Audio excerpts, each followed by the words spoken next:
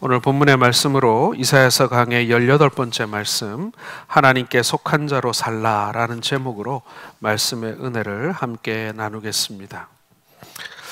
여러분, 오늘 이 말씀의 제목처럼 하나님께 속한 자라는 말은 성경에서 어떻게 사용되고 있냐면, 누구누구에게 속했다라는 말은 누구누구의 소유다라는 말과 같은 말입니다. 그러므로 하나님께 속한 자라는 뜻은 하나님의 소유된 사람이다 라는 뜻이죠.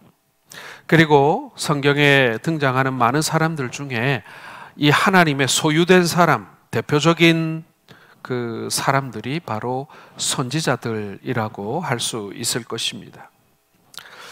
여러분, 선지자란 하나님의 말씀을 대언하는 사람입니다.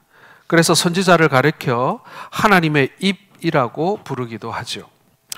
선지자가 대언하는 하나님의 말씀은 여러분, 과거의 교훈도 있고 또 현재 일어나고 있는 사건에 관한 말씀도 있고, 또 앞으로 일어날 일에 대한 그런 미래에 이루어질 일에 대한 예언이나 약속일 수도 있습니다. 그래서 우리가 선지자를 일컬어서 예언자다 이렇게 말하는 것은요, 이 선지자의 역할 중에 아주 일부만을 말할 수 있다, 설명할 수 있다라고 할 수 있습니다. 그래서 선지자는 곧 예언자다 이렇게 말하는 것이 틀린 말은 아니지만, 그러나 선지자의 역할을 전부를 다 말해주는 것은 아니다. 과거의 교훈에 대해서 얘기를 해주고 현재 일어나고 있는 일에 대한 어떤 해석이나 교훈을 전하는 것도 선지자의 일이기 때문에 그렇다라는 것입니다. 보통 예언하다라는 말도요, 이것을 히브리어로 번역하면 나바라고 부르는데, 이것도 뜻이 대언하다라는 뜻을 가지고 있습니다. 따라서 이 선지자는 예언자라는 말보다는 대언자라고 부르는 것이 그 선지자의 역할을 포괄적으로 설명할 수 있는 그런 단어라고 할 것입니다. 뿐만 아니라 여기서 나바라고 하는 이 대언하다라는 말은 이 사람이 무아지경이나 황홀경에 빠져든다라는 의미도 일부 가지고 있습니다. 사무엘상 19장 20절 이하에 보게 되면 이스라엘의 초대 왕이었던 사울 왕이 다윗을 죽이려고 추격해 갔다가 하나님의 영이 임하니 사울의 부하들은 물론이고 사울도 예언을 했다, 이렇게 성경은 말씀하고 있습니다. 이때 사울이 그냥 예언을 한 것이 아니라 하루 종일 옷을 벗고 누워 있으면서 예언했다, 이렇게 나옵니다. 조금 모습이 좀 이상했겠죠. 선지자가 아닌 사울이 이러한 상태로 하나님의 말씀을 대언했다, 이렇게 해석하기는 좀 쉽지가 않습니다. 대언하다라는 말은 여기서 아마도 억제할 수 없는 깊은 황홀경에 사로잡혔다, 이렇게 해석하는 것이 맞는지도 모르겠습니다. 아마도 사울이 다윗을 해치고자 하니 하나님께서 다윗을 보호하시기 위해서 사울과 또 사울 주변의 사람들로 하여금 어떻게 보면은 더 이상 추격을 하지 못하도록 그런 어떤 영적인 체험을 하도록 두었다, 이렇게 볼 수도 있는 것입니다. 말하자면 이러한 행동을 통해서 하나님께서는 그의 하시는 뜻을 우리들에게 나타내어 보이신다라는 것입니다. 하나님께서는 선지자의 입과 그리고 행동을 통해서 우리에게 메시지를 전해주고 계신다라는 얘기죠. 선지자들은 하나님의 말씀을 단순히 선포만 하는 것이 아니라 하나님의 말씀을 해석하고 가르치는 사람이기도 했습니다. 모세는 하나님께서 주신 말씀을 선포만 할 뿐만 아니라 그것을 400여 년간 이 광야에서 백성을 가르쳐서 노예의 근성을 버리고 하나님의 백성답게 살도록 훈련시켰다라는 것이죠. 노예로 400년이나 애굽에서 살았어요. 그러니 그들의 생각이나 어떤 사고방식이나 생활 습관 같은 것들이 노예화돼 있었단 말이에요. 그리고 애굽의 그런 그 다신교 하에서 상당히 그 좋지 못한 습관들을 많이 가지고 있었을 텐데, 이 모세는 하나님의 말씀을 들고 선포만 할 뿐만 아니라 그것을 해석하고 가르치는 일들로 통해서 이스라엘 백성들을 바꾸어 가셨다라는 얘기입니다. 선지자 사무엘도 선지자의 역할을 할 때 여러 성읍들을 다니면서 하나님의 말씀을 가르치고 하나님께서는 그의 말을 하나도 땅에 떨어지지 않게 하셨다라고 성경은 기록하고 있습니다. 신약 성경에서도 마찬가지예요. 신약 성경에서도 예언이라는 말은 거의 성경의 해석과 가르침에 많은 비중을 두고 있다라는 것을 우리가 알 수 있습니다. 오늘 본문은 하나님께서 이사야에게 옷을 벗고 벌거벗은 채로 다니라는 그러한 정말 이해할 수 없는 명령을 하고 계십니다. 2절 말씀 한번 같이 읽어보겠습니다. 그때에 여호와께서 아모스의 아들 이사야에게 말씀하여 이르시되 갈지어다 내 허리에서 배를 끄르고 내 발에서 신을 벗을지니라 하시매 그가 그대로 하여 벗은 몸과 벗은 발로 다니니라. 자, 이사야가 이 명령을 받을 때에 이미 이스라엘 사람들은 이 이사야라는 사람이 하나님께서 쓰시는 선지자, 하나님의 속한 사람, 하나님의 사람이라는 사실을 이미 알고 나름 존경하고 높이 인정하던 그런 때였습니다. 그런데 그 거룩하신 하나님의 종이 대낮에 벌거벗고 맨발로 거리를 활보한다고 한번 생각해 보십시오. 사람들은 분명히 저 선지자가 미쳤다 이렇게 생각하지 않았겠습니까? 그러나 하나님께서는 애굽이나 구스를 의지하는 이스라엘 사람들에게 아수르에게 사로잡힌 애굽과 구스의 포로들이 지금 이런 수치를 당하게 될 것이다 라고 하는 것을 직접 눈으로 보여주고 계신다라는 것입니다. 미리 봐라라는 거예요. 너희가 나보다 의지하던 그 애굽과 구스라는 나라가 이 아수르에 의해서 어떻게 망하는지를 내가 미리 한번 보여줄게. 저 애굽이 힘이 있고 강대국이고 구스 사람들이 저렇게 이 힘이 있는 군사력이 군대가 많은 그런 나라일지는 모르지만 아수르의 손에 사로잡히게 되면 이렇게 포로가 되어서 비참한 모습으로 수치를 당하게 될 것이라는 것을 이 이사야 선지자의 벌거벗은 몸을 통해서 하나님께서는 미리 보여주고 계신다라는 것입니다. 말하자면 하나님께서는 이스라엘이 이집트와 그리고 구스를 의지해서 자기들이 구원을 받게 될 거라고 소망하고 바랬지만 그 애굽은 결국 아수르에게 패망해서 포로로 끌려가게 될 것을 보여주고 있는 것입니다. 이스라엘이 애굽을 의지하지 말고 여호와 하나님을 의지하라는 메시지를 지금 행동으로 전해주고 있는 것입니다. 자, 이렇게 선지자의 행위를 통해서 하나님의 메시지를 전달하는 것을 예언적 행동이라고 부르게 되는 것입니다. 이사야 선지자는 하나님의 말씀만 전한 것이 아니라 이처럼 사람으로서는 차마 감내하기 힘든 그런 수치스러운 행동으로 이 무지몽매한 백성들을 깨우치는 선지자적 삶을 살았던 것입니다. 뿐만 아니라 그의 아들들의 이름도 희한하게 지었어요. 큰아들은 스알야숲, 스알야숲은요 남은 자는 돌아올 것이다 라는 그런 뜻입니다. 그리고 둘째 아들은 마을살랄 하스바스라고 지었습니다. 노략이 빠르다, 아주 급하게 노략질 당한다 이런 뜻을 가지고 있습니다. 어떻게 보면은 이게 평범한 사람들에게 지어줄 수 있는 이름이 아니잖아요, 그렇죠? 무슨 아들 이름이 광고판도 아니고 말이죠. 아들들의 이름 속에 하나님의 뜻을 선포하고자 하는 이 선지자의 이 긴박한 마음이 담겨져 있는 이름들인 것입니다. 이 아이들이 자라가면서 분명 친구들에게 놀림을 받았을 텐데 하나님의 뜻을 선포하기 위해서 선지자 자신이 수치를 당할 뿐만 아니라 온 가족이 다 같이 하나님의 도구로 바쳐져야만 했다라는 것을 알 수가 있는 것입니다. 하나님의 말씀을 쫓아 통상적인 형태가 아니라 선지자가 몸으로 직접 행해 보이는 특이한 방법으로 이 말씀을 전했고, 오늘 선지자는 그 이사야는 바로 그러한 도구로 사용되는 것을 순종했다라는 것입니다.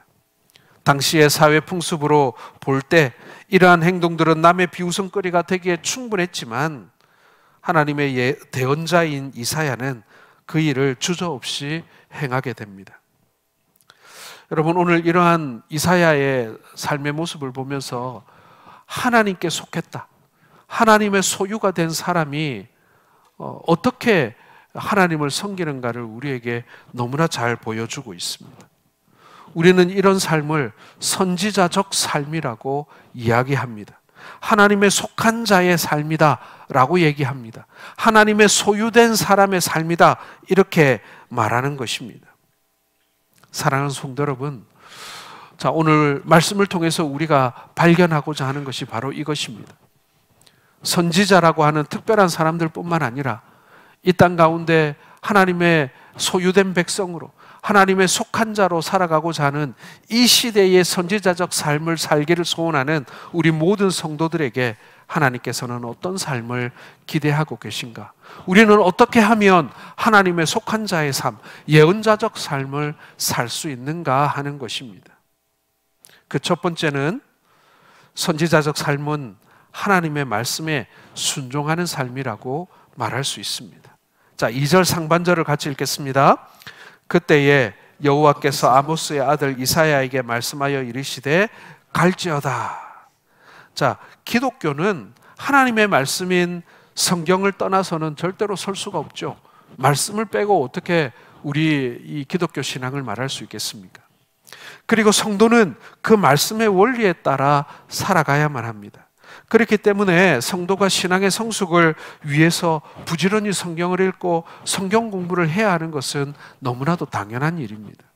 그렇지 않으면 성경의 원리를 모르기 때문에, 하나님의 뜻을 모르기 때문에 하나님의 말씀대로, 하나님의 뜻대로 살 길이 없다라는 것입니다. 모르는데 어떻게 그렇게 살 수 있겠습니까? 출애굽기에 보면 출애굽을 하는 과정 속에 이스라엘 백성들이 불만을 품고 모세와 아론을 대적하는 일이 벌어집니다. 이 일로 인해서 모세와 아론이 하나님께 도움을 구할 때 하나님께서 어떤 해결책을 주시냐면요, 먼저 그들에게 대들었던 이스라엘 회중으로 돌아가라 라고 말씀하고 계신다라는 겁니다. 사실 여러분, 이 말씀 굉장히 곤란하고 또 순종하기 힘든 말씀입니다. 조금 전까지만 해도 이 모세와 아론을 돌로 쳐 죽이려고 했던 서슬퍼런 이스라엘 백성들을 향해서 돌아가라, 저 백성들에게 다시 가라, 이렇게 하나님께서 명령하신 것입니다. 모세와 아론을 향해 이스라엘 백성들이 퍼붓던 악담과 그들의 날카로운 비판과 눈빛을 아직도 생생하게 기억하고 있는데, 그 이스라엘 백성들에 대한 섭섭함과 상처가 아직 남아 있는데 그들에게 돌아가라 라고 하나님께서 명령하신 것입니다. 얼마나 싫었을까요? 얼마나 고통스러웠을까요? 하나님은 모세와 아론에게 이스라엘 백성들에게 돌아가라고 명령하셨고, 모세와 아론은 그 하나님의 말씀에 순종합니다.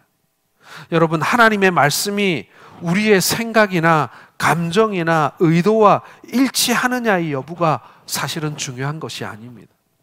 그랬으면 좋겠어요. 그랬으면 좋겠는데 하나님은 사실은 그것에 대하여 그것보다 더 중요한 것, 말씀하시는 분이 우리가 절대적으로 순종해야 하는 하나님이라는 사실, 여러분, 그것이 사실은 훨씬 더 중요한 문제다라는 것입니다. 때로는 내 감정에 따라, 내 마음에 따라 보기 싫은 사람 안 보고, 하기 싫은 일 안 하고, 그렇게 좀 해줬으면 좋겠어요. 하나님이 좀 눈 감아 주셨으면 좋겠고, 그렇게 허락해 주셨으면 좋겠어요. 그런데 하나님의 관심은 어디에 있습니까? 내가 뭘 하고 싶은지, 내가 원하는 것이 무엇인지가 아니라 주의 말씀에 우리가 순종하기를 원하는, 하나님이 뜻하는 바대로 우리가 나의 감정과 나의 의지와 나의 생각들을 내려놓고 하나님의 그 말씀에 순종하기를 원하는 우리들의 모습을 하나님께서는 기대하고 계신다라는 것입니다. 선지자 요나도 이스라엘 백성을 괴롭히던 니느웨 사람들에게 회개의 메시지를 선포하라는 하나님의 명령을 따르고 싶지 않았습니다. 아니 저 절천지 원수인 니느웨 사람들에게 왜 구원을 선포하라고, 왜 그들을 향해서 내가 희생을 해가며 그들에게 하나님의 구원을 선포해야 되냐고 반발했던 것입니다. 그래서 하나님의 얼굴을 피하기 위해 욥발을 거스쳐 다시스로 도망을 가죠. 그러다가 풍랑을 만나 바다에 던져지게 되고 3일간 물속이 뱃속에 있어야만 했던 우여곡절을 겪습니다. 그때 뭐라고 얘기합니까? 뭐라고 회개합니까? 요나서 2장 4절을 한번 같이 읽어보겠습니다. 내가 말하기를 내가 주의 목전에서 쫓겨났을지라도 다시 주의 성전을 바라보겠다 하였나이다. 회개하는 거죠. 자기가 뭘 잘못했는지 아는 거죠. 그리고 다시 돌이켜 하나님이 내 마음에 들지 않는 명령을 하셨지만 내가 다시 주를 바라보겠다, 다시 주의 성전을 내가 바라보겠다라고 회개하고 있는 것입니다.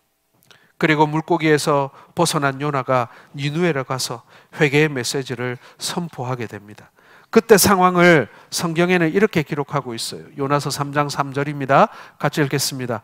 요나가 여호와의 말씀대로 일어나서 니느웨로 가니라. 자, 하나님의 말씀대로 일어나 니느웨로 갔습니다.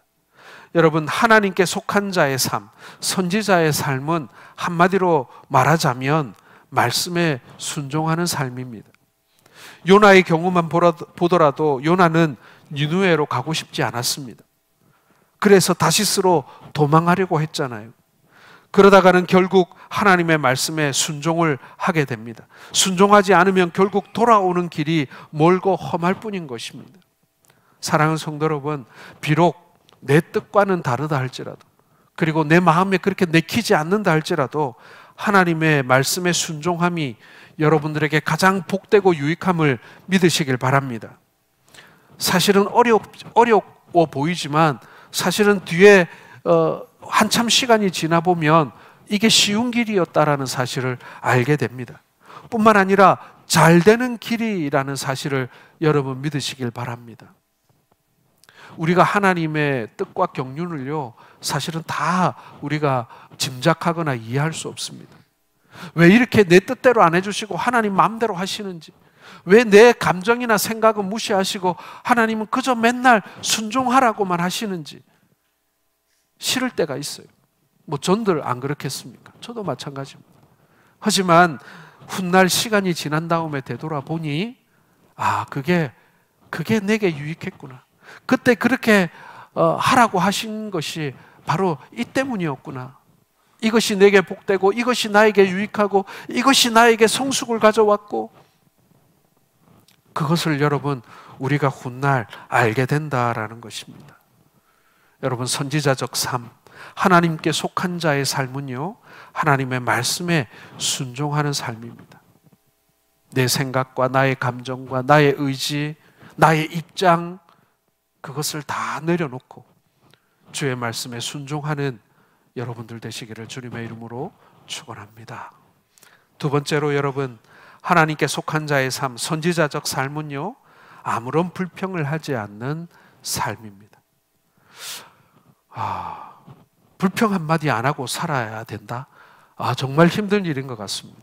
사소한 일부터 중요한 일까지 여러분 얼마나 불평할 일 많습니까? 우리가 버스를 한번 놓쳐도, 약속이 한번 깨어져도, 그리고 누가 싫은 소리 한번 해도 우리 가운데 정말 수많은 불평을 우리는 늘어놓곤 합니다. 우리 3절 한번 같이 읽어보겠습니다. 여호와께서 이르시되 나의 종 이사야가 3년 동안 벗은 몸과 벗은 발로 다니며 애국과 구스에 대하여 징조와 예표가 되었느니라.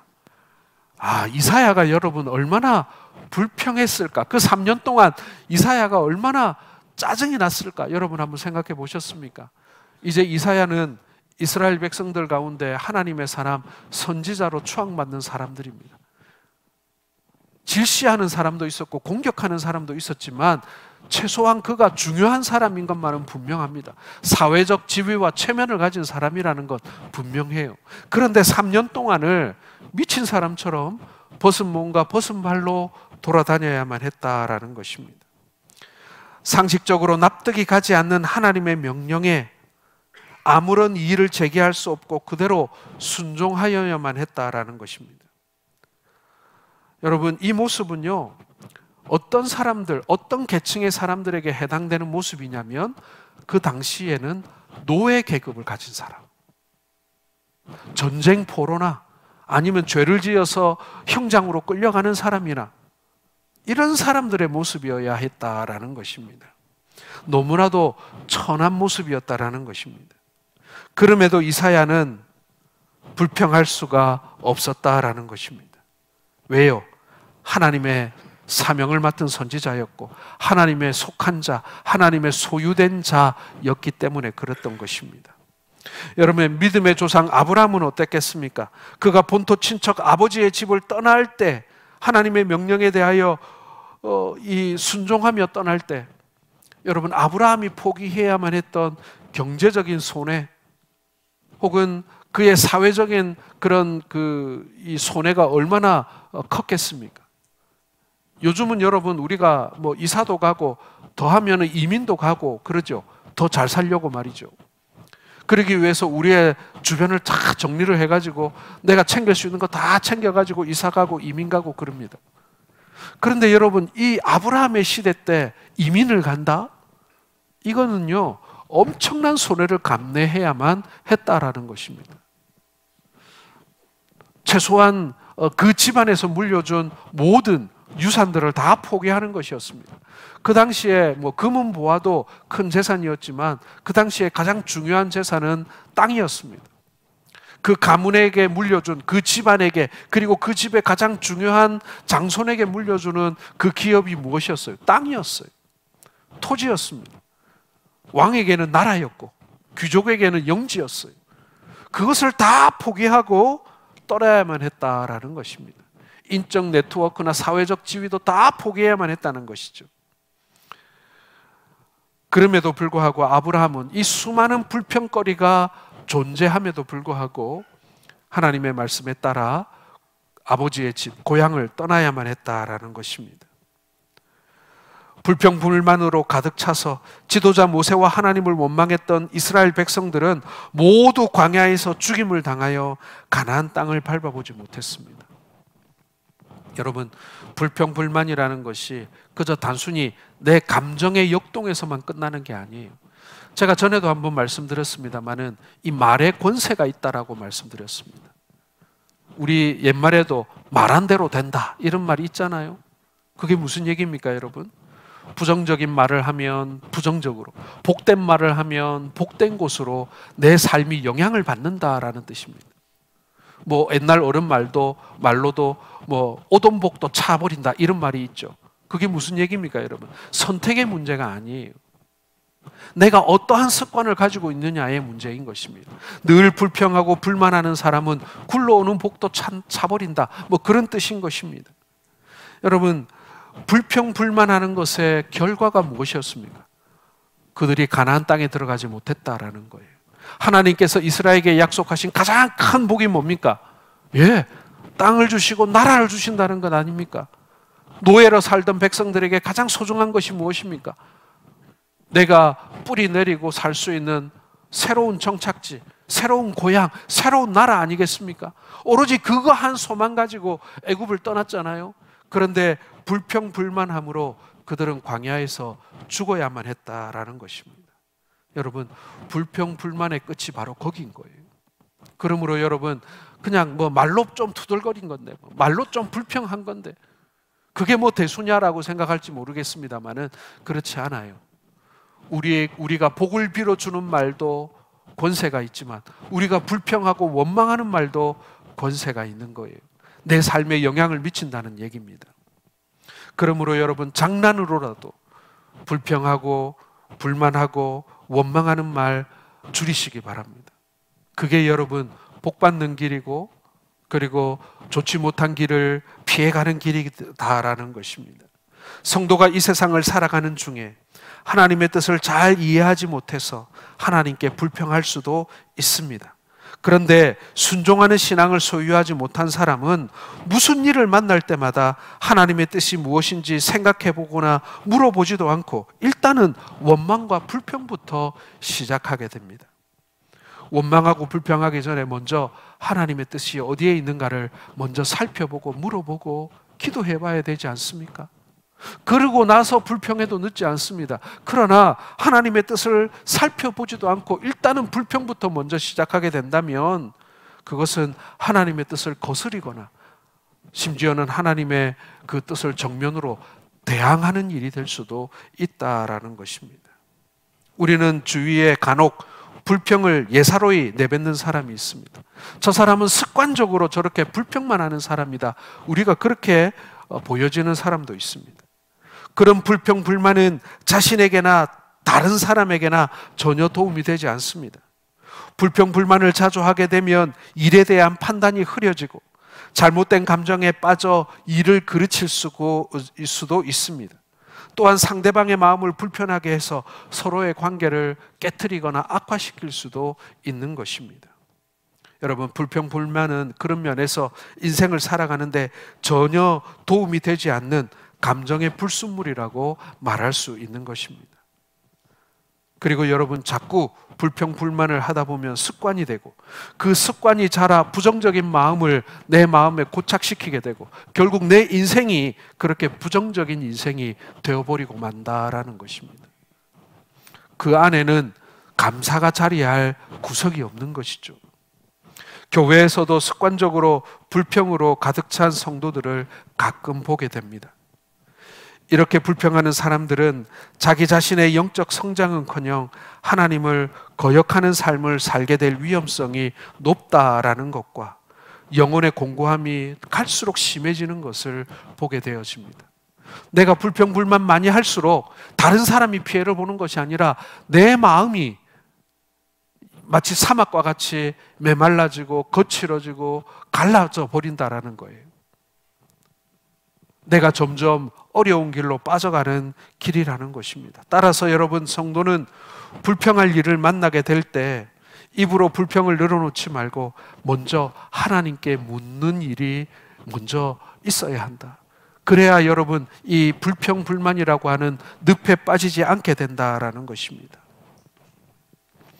한 가난한 청년이 있었습니다. 이 청년은 자신의 넓고 좁은 집이 늘 불만이었습니다.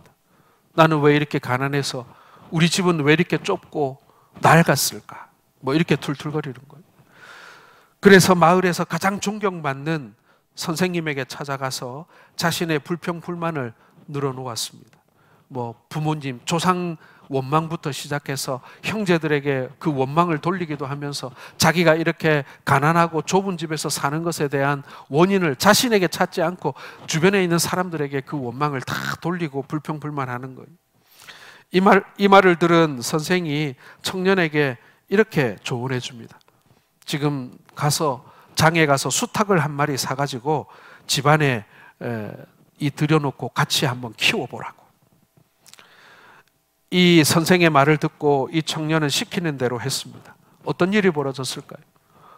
가뜩이나 좁은 집안에 이 수탉이 꼬꼬댁거리면서 퍼덕거리고 날아다니니까 온 집안에 이 닭털이 막 날아다니는 거예요. 막 밥그릇에도 들어가고 물컵에도 들어가고 잠자는 이불에도 막 이 닭털이 들어붙고, 또 이 닭이 말을 듣습니까? 이리 뛰고 저리 뛰고 정신이 하나도 없는 거예요. 그래서 다시 선생님을 찾아갔습니다. 선생님, 제가 정신을 못 차리겠습니다. 왜 이 수탉을 사다가 집에 넣으라고 했습니까?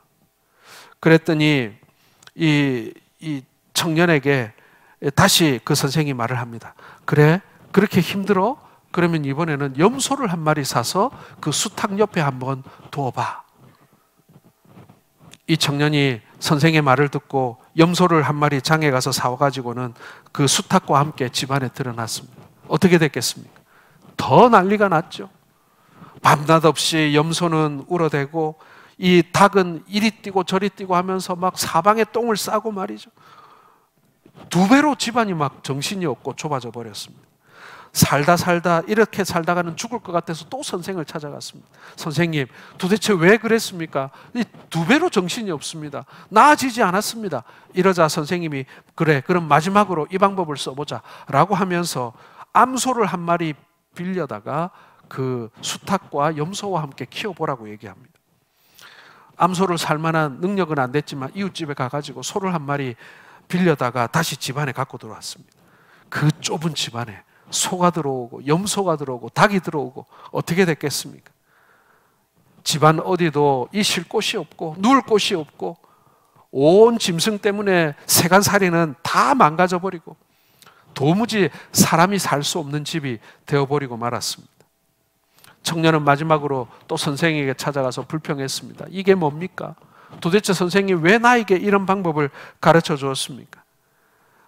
선생이 이렇게 얘기했습니다. 이제 되었다. 이제 집안에 있는 동물들을 다 집 밖으로 내보내라. 그 말을 듣자 청년은 얼른 뛰어가서 그 암소와 수탉과 염소를 집 밖으로 내보내고 쫓아내어 버렸습니다. 자, 이제 어떻게 되었겠습니까? 선생이 시킨 대로 하자 청년의 집은 너무 넓은 집이 되어버렸습니다. 그리고 그 동물들이 나가자 집은 금방 다시 깨끗한 집으로 변해버렸습니다. 그렇게 좁게만 느껴졌고 낡았던 그 집이 이제는 한없이 넓고 편안한 집이 되어버리고 말았던 것입니다. 여러분, 그 집안에 들여놓았던 그 암소와 그 염소와 닭은 뭘 말하는 거겠습니까?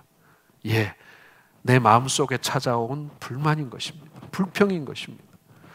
우리의 마음속에 불평과 불만을 품는다는 것은 좁은 집안에 소와 염소와 닭을 기르는 것과 같습니다. 그 어디에도 안식이 없습니다. 정신이 없습니다. 마음을 둘 곳이 없습니다. 여러분, 우리가 불평 불만을 안고 살면요, 내 마음이 그렇게 되는 거예요. 내 마음이 안식을 찾지 못합니다. 감사가 어디 있어요? 지금 사람이 살지를 못하겠는데. 누군가 나를 죽도록 괴롭혀서 내가 못 살겠는 것이 아니라 여러분, 사실은 내 마음이 나를 못 살게 괴롭히는 것입니다. 마음 먹기 나름이라고 했을까요? 오늘 하나님께서는 우리에게 선지자적 삶을 산다는 것, 그것은 내 삶에 수많은 불평거리가 있을 수 있음에도 불구하고 하나님께서 이해할 수 없는 말씀을 주셔서 그 말씀대로 살기가 너무너무 힘든데, 그래서 불평할 수밖에 없는데 그 불평을 내어 쫓고 그 마음을 지키는 것, 그것이 곧 선지자적 삶이라고 말씀하는 겁니다. 하나님의 마음에 합한 자, 하나님께 속한 자의 삶이라는 거예요. 여러분, 모세오경에 보면요, 원망이라는 단어가 무려 21번이나 등장합니다. 우리가 원망과 불평을 사실 절대적인 빈곤이나 궁핍 때문에 우리에게 찾아오는 건 아니에요. 상대적인 빈곤 때문에 찾아오는 거예요. 나는 왜 이렇게 가난하고 돈이 없을까? 상대적인 거예요. 하나님은 때때로 나로 하여금 주어진 것에 감사하도록 더 나쁜 조건을 주기도 하십니다. 여러분, 한번 생각해 보세요. 내가 불평하는 것이, 불만하는 것이 그 이유가 뭔가? 사실은 거의 90% 이상이 내 뜻대로 되지 않아서 불평하는 거예요. 내 뜻대로 할 수 없어서 불평하는 거예요. 여러분, 그것이 우리가 하나님 앞에 감사하지 못하고 불평하는 이유라는 것입니다. 주님께서 주신 것에 감사하고 불평 불만을 갖지 않으면 그것이 곧 선지자적 삶임을 여러분 기억하시기를 바랍니다. 이사야는 비상식적인 하나님의 명령에도 불구하고 그 불평 불만을 해결해야만 했습니다. 그 불평 불만을 내려놓았습니다. 오늘 우리에게도 하나님은 이러한 삶의 모습을 요구하고 계십니다. 불평 불만을 늘어놓기 전에 나는 지금 사명 맡은 자라는 사실을 여러분 먼저 기억하시기를 바랍니다. 마지막 세 번째로 여러분, 하나님께 속한 자, 선지자적 삶은요, 미래의 소망을 주는 삶이라는 것입니다. 5절과 6절을 같이 읽겠습니다.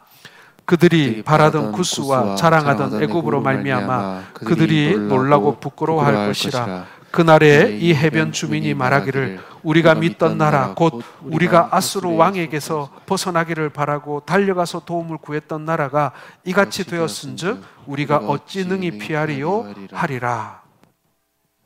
이스라엘은 지정학적으로 주변 열강들의 가축장이었습니다. 그런 까닭에 항상 주변 나라들의 눈치를 볼 수밖에 없었던 것이죠. 이사야가 활동했던 당시의 아수르는 북쪽의 강대국으로 세력을 남쪽으로 점점 이렇게 밀고 내려오는 그런 형편이었습니다. 그러다 보니 남왕국 유다는 남쪽에 있는 애굽과 구스를 의지하게 되었던 것입니다. 그렇게 이스라엘이 의지했던 애굽과 구스를 5절에 보면 그들이 바라던 구스, 자랑하던 애굽이라고 표현합니다. 다시 말해서 이스라엘이 바라고 의지하던 구스와 애굽이 결국에는 아수르에게 멸망당한다는 거예요. 그리고 그 아수르도 그 이스라엘도 결국에는 그 영향력 아래에 놓이게 된다라고 이사야는 예언하고 있는 것입니다. 이 세상의 헛된 소망은 구스와 애굽을 의지하는 것입니다. 그것은 권력에 대한 소망이고 재물에 대한 소망이고 사람에 대한 소망입니다. 이런 소망을 가리켜 헛된 소망이라고 하는 거예요. 하지만 참된 소망도 있습니다. 그것은 구원에 대한 소망이고 영생에 대한 소망이고 부활의 소망입니다. 선지자적 삶은 헛된 소망을 멀리하고 참된 소망을 가까이 하라고 선포하는 사람인 것입니다. 여러분, 선지자는 미래의 소망을 선포하되 긍정적이고 아름다운 소식을 선포하는 사람입니다.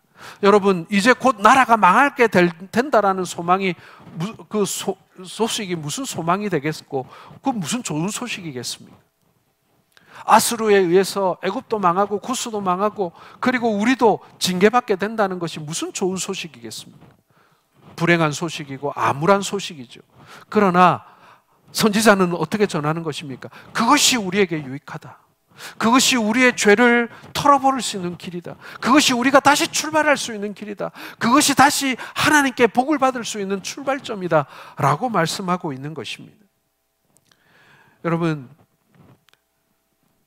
우리가 하나님의 말씀 앞에 설 때 하나님 내 뜻이 이루어지게 하여 주옵소서가 아니라 하나님의 뜻이 이루어지게 하여 주옵소서, 우리가 그렇게 소망하고 바라지 않습니까? 그것은 무엇입니까, 여러분? 하나님께서 원하시는 대로 역사가 흘러가고 하나님이 원하시는 대로 내 인생의 한 스텝 한 스텝이 진행되어져 가고 내가 이해할 수 없지만 내 삶에 일어나고 있는 일들을 통해서 하나님께서 하나님의 그 뜻을 이루고자 하시는 그것 앞에 우리가 따라가고 순종하고 그리고 그것을 우리가 수용하는, 받아들이는 그런 관계가, 그런 단계가 있는 것 아니겠습니까? 이제 말씀을 맺기를 원합니다. 여러분, 우리는 하나님께 속한 자, 하나님의 소유된 자들입니다. 그러므로 우리의 삶은 선지자적이어야 합니다. 이것은 이사야 개인의 삶의 모습이 아니라 오늘날 하나님께 소명을 받은 우리 모든 성도들의 삶인 것입니다. 하나님께서는 오늘 우리가 그저 세상의 많은 사람들처럼 그렇게 그들 중에 한 사람처럼 살기를 원하는 것이 아니라 이 시대에 하나님의 말씀을 맡은 선지자의 삶을 살기를 원하는 것입니다. 목사가 아니어도 선교사가 아니어도 우리 모두의 부르심이다라는 것입니다. 사랑하는 성도 여러분, 오늘 이사야가 걸어야 했던 이 이해할 수 없는 그 선지자의 삶, 우리의 삶도 다 설명되지는 않습니다. 여러분은 여러분들에게 일어나는 모든 일을 다 설명할 수 있습니까? 설명할 수 있는 일보다 설명할 수 없는 일이 훨씬 더 많습니다. 여러분, 그 설명할 수 없는 우리의 인생의 여정 속에서 하나님께서 우리에게 행하신 그 일들을 발견하고 하나님의 뜻을 찾아가고 하나님께서 우리에게 가라고 하신 그 길을 올곧게 따라 행하고 순종하는 우리 모든 성도들 되시기를 주님의 이름으로 축원합니다.